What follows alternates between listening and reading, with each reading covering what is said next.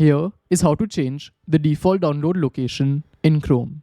So let's get started.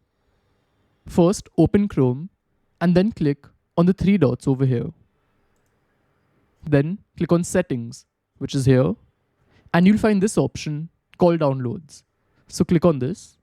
So currently you can see that anything I download is getting saved in my Downloads folder.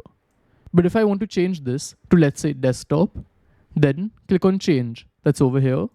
And now you can select any location in your laptop where you want downloads to get saved. So if you want it in a specific folder, you can create one and add that. But for now, I'll just select Desktop and then just click on Select Folder.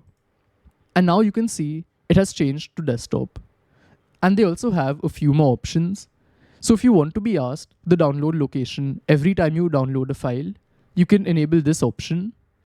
And if you want to see the downloads when they're done, you can enable this. But this is how it works. And if you want to know how to clear cache in Chrome, check out this video. Goodbye.